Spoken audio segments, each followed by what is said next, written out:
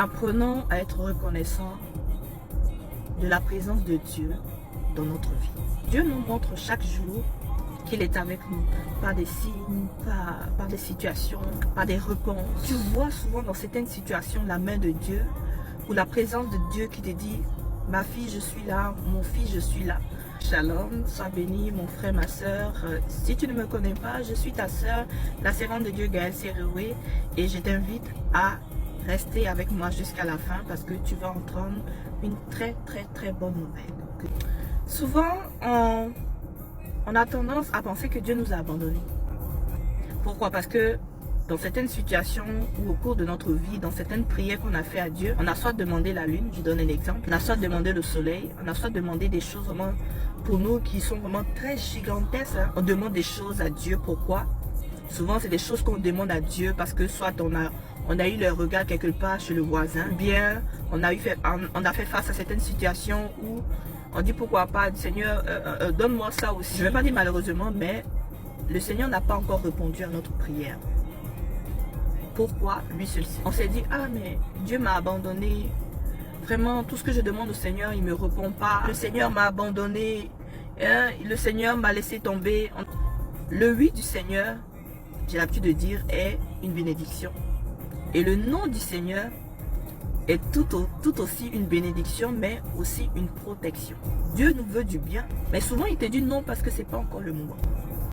Donc prends ça déjà comme une bénédiction. Que dans toutes ces choses-là, on oublie vraiment la volonté de Dieu. Quand tu pries le Seigneur et qu'il ne te répond pas, ça ne veut pas dire forcément qu'il n'est pas avec toi. Et je voulais aussi faire, je voulais que tu fasses attention à quelque chose. Regarde, Dieu pour te montrer même qu'il est avec toi, il y a des petits signes qui te montrent pour dire que ma fille, je suis là, mon fils, je suis là. Mais ces signes, pour nous les voyons comme tellement petits qu'on ne fait pas attention que c'est un coucou de Dieu pour nous montrer qu'il est avec nous. Imagine dans une situation qui t'est arrivée. Je vais donner plusieurs exemples. Au travail, en ce moment, il y a beaucoup de renvois. Pourquoi? Parce que au niveau des moyens, du capital, vraiment la société peut-être manque de moyens ou n'est plus capable de pouvoir payer certains employés. Ils ont décidé vraiment de libérer certains et garder d'autres. Et dans cette situation-là, toi, tu t'es concentré peut-être à demander une promotion au Seigneur. Et puis, il y avait des choses comme ça qui se passaient. Peut-être que tu n'étais pas au courant, peut-être que tu étais au courant. Anyway, il n'y a pas de problème. Et dans ce qui est arrivé, on se rend compte que dans la sélection qui a été faite, par la grâce de Dieu, tu n'as pas fait partie de ces personnes-là qu'ils ont congédiées. Et tu fais partie des personnes-là qu'ils ont gardées dans la société.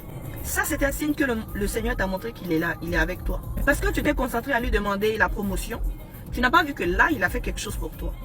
Je te donne encore un second exemple. Ici au Canada, quand tu cherches un appartement, une maison, il y a beaucoup de personnes sur la maison. Puis il faut faire comme une sélection, ils vont faire des enquêtes de crédit, tout. Donc imagine toi un exemple, je donne un exemple, là, c'est pas forcément ça.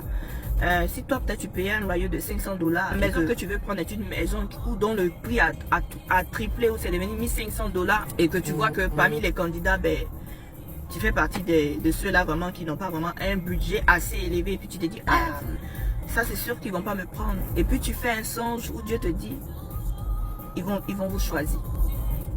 Un songe assez simple, hein?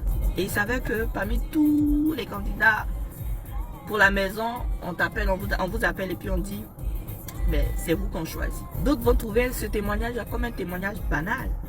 Hein? Mais moi je l'ai trouvé comme un signe où le Seigneur m'a montré qu'il était encore avec moi. Et je veux juste te rappeler quelque chose, ce que la parole dit dans le livre de Genèse, le premier livre. La parole de Dieu dit dans le livre de Genèse 28, verset 15. Moi l'Éternel, je suis avec toi, je te protégerai, je t'emmènerai dans ce pays, je ne t'abandonnerai jamais. Et je ferai tout ce que je t'ai promis. Je te dis qu'il sera avec toi, qu'il ne va jamais t'abandonner, qui va te protéger, qui va conduire tes pas et qui va faire ce qu'il a promis de te donner. Il va le faire. Et dans tout ce que tu demandes, quand même, Dieu répond. Même s'il ne te répond pas à tout, il répond ici et là. Il y en a d'autres où c'est de manière spontanée, il y en a d'autres où ça prend le temps. Mais dans tous les cas, il fera ce qu'il t'a promis. Bénis le Seigneur en toute situation. Bien aimé, avoir Dieu dans sa vie, c'est le best des bestes. Et il te le montre chaque jour par des signes. auquel même tu ne fais pas attention. Tu cherchais un enfant un moment, il t'a donné un enfant. Tu cherchais un travail un moment, il t'a donné le travail. Maintenant, même si tu as eu le travail, que tu n'as pas eu la promotion qu'il faut, patiente. Il va te le donner. Et même si la prophétie tarde, ça va s'accomplir. Et puis, en toute situation, sois un adorateur. Adore Dieu. Et je suis convaincue que ce qu'il t'a promis, il va le faire au nom de Jésus. Shalom.